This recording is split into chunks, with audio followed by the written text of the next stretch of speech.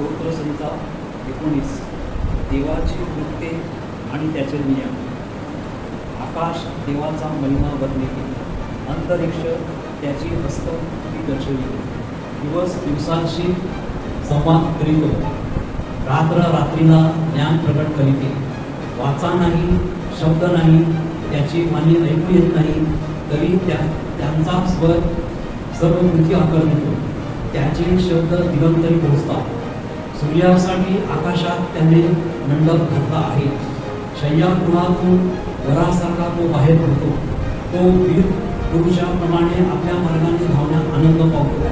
आकाशाच्या एका सीमेपासून निवडून दुसऱ्या सीमेपर्यंत तो भ्रमण करीत जातो. त्याच्या उष्णतेपासून काही एक सुटत नाही. परमेश्वराचे नियमशास्त्र परिपूर्ण आहे. ते मनाचे पुनरुज्जीवन करते. परमेश्वराचा निर्बंध विश्वसनीय आहे. तो घोड्यास समंजस करतो. परमेश्वराची विधी सरळ आहे. ते हृदयाला आनंदित करीतात. परमेश्वराची आज्ञा चोख आहे. ती नेत्रांना प्रकाश देते. परमेश्वराचे भय शुद्ध आहे. ते सर्व काळ टिकणारे आहे.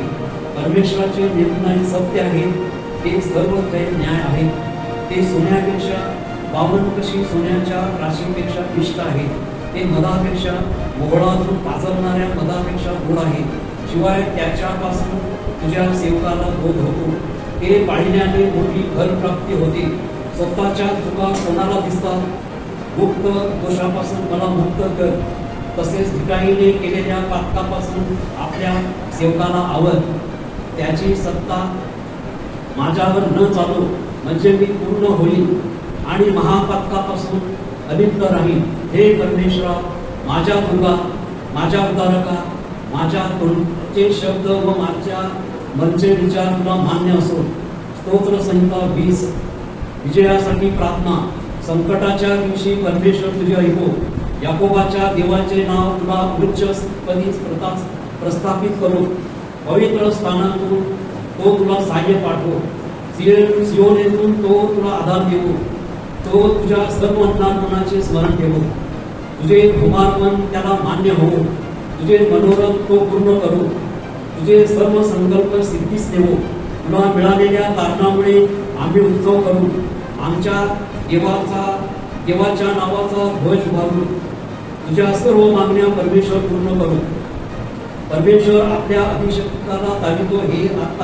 हे मला आता कळून आले.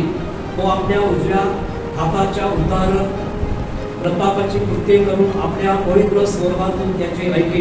कोणी रथाची व कोणी घोड्याची बढाई मारितात. आम्ही तर आमचा देव परमेश्वर ह्याच्या नावाची प्रशंसा करू. ते वाकून खाली पडले आहे. आम्ही तर उठून पाठ उभे आहोत. हे परमेश्वरा, तारण कर.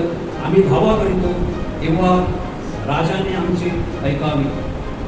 स्तोत्रसंहिता 21. शत्रूच्या तावडीतून सुटल्याबद्दल उपकार स्तुती. दाविदाचे स्तोत्र. हे परमेश्वरा, तुझ्या सामर्थ्यामुळे राजा हर्ष करीतो. तू सिद्ध केलेल्या कारणामुळे त्याला एवढा उल्हास होतो. त्याचा मनोरथ तू पूर्ण केला आहे. त्याच्या तुमचे मागणी तू अमान्य केले नाही. कल्याणदायी वरदाने घेऊन तू त्याला सामोरा येतोस. तू त्याच्या मस्तकी शुद्ध सुवर्णाचा मुकुट घालतोस. त्याने तुझ्या जवळ जीवन मागितले. तू त्याला युगानुयुगाचे दीर्घ आयुष्य दिली. तू सिद्ध केलेल्या कारणाने त्याचे मोठे गौरव होते. तू त्याला प्रताप व महिमा यांनी घोषित करतोस. त्यांनी सर्व काळ आशीर्वादाचा साठा व्हावे असे तू करतोस. तू त्याला आपल्या समक्षतेने अत्यानंदित करतोस. कारण परमेश्वरावर राजाची श्रद्धा आहे. परात्पराच्या कृपेने तो घडणार नाही. तुझे सर्व वैरी तुझ्या हाती लागतील. तुझे सर्व द्वेष्टे तुझ्या हातात पडतील. तू प्रकट होशील तेव्हा तू त्यास दणदणीत भटकीसारखे पेटवशील. परमेश्वर आपल्या क्रोधाने त्यास ग्राशील. अग्नी त्याचं संहार करील. त्याची संतती पृथ्वीवरून व त्याचे जीव वीस मानव जातीतून तू नाहीसे करशील. कारण त्यांनी तुझे अनिष्ट चिंतिले. त्यांनी युक्ती योजिली, परंतु ती त्यांना साधावायची नाही. कारण तू त्यास पाठ लावायची. तो आपल्या धनुष्याची दोरी ओढून त्याच्या मुखावर नेम करीशी. हे परमेश्वरा, तो आपल्या सामर्थ्याने उन्नत हो. आम्ही गायन वादन करून मुदा पराक्रम व्हा. हा